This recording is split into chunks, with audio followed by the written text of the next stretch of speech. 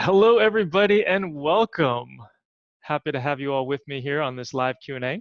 Today, we're going to start off first with a little training, and I titled it, The 3 Things Not to Do First Thing in the Morning. And so I was thinking about it actually this morning and having a conversation with my wife, Stacy, who's a mindfulness coach, and it occurred to me that this would actually be really good information for you guys and everybody in the group. And so the first thing that I want to start off with, if you haven't gone through all coursework yet, in the first part of the course, we talk about the daily mindset practice. We talk about how important it is. We talk about the 3 main components to it, which are gratitudes, which are visioning, what you want your life to be, health, career, whatever.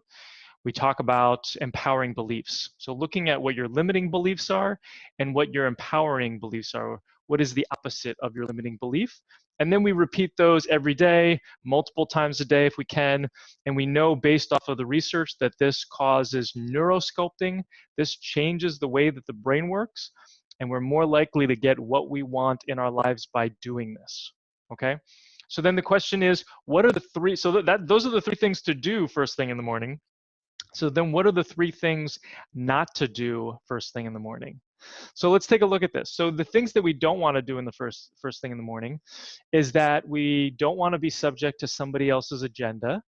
So basically somebody telling us what to do or asking us for something, right? We want to be focused about what we want in this life and what we want in this day, right?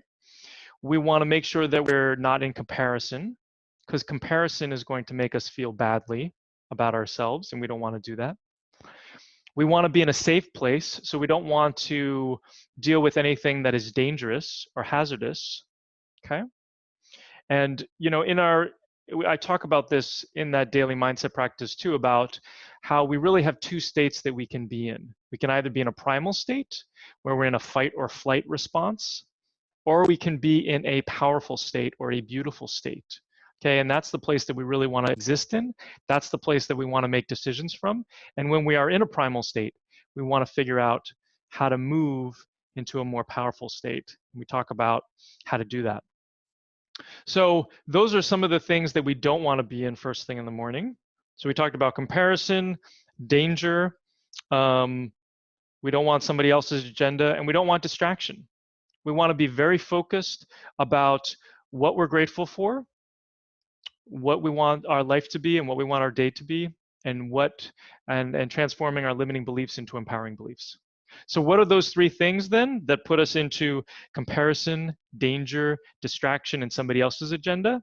Well, unfortunately, it has to do with our phones and our media.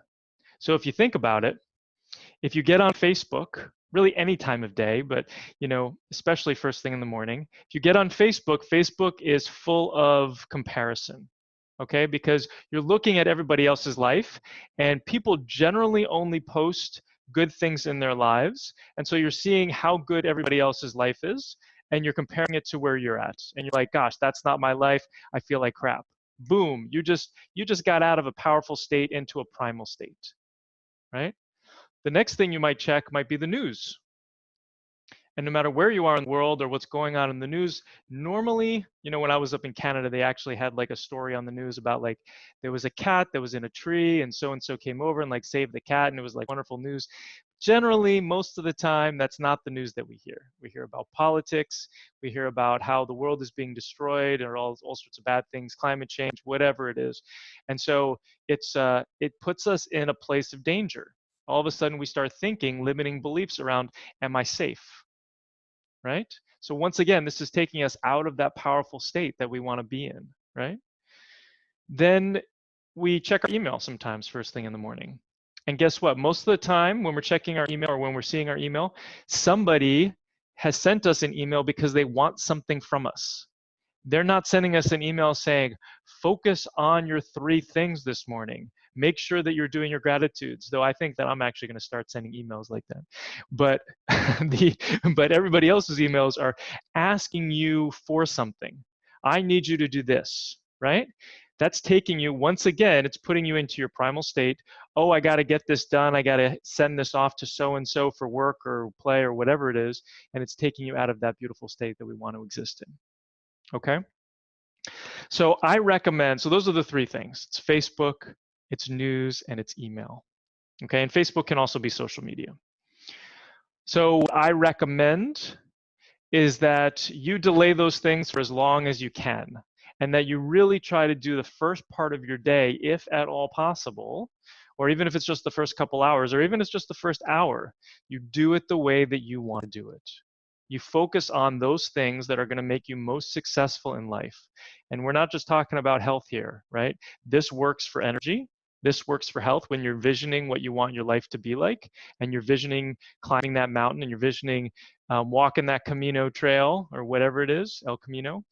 Whatever it is you want in life, career, relationships, health, you need to have that time, and you need to focus in. The longer you can stay in that state, the more successful you're going to be. Okay.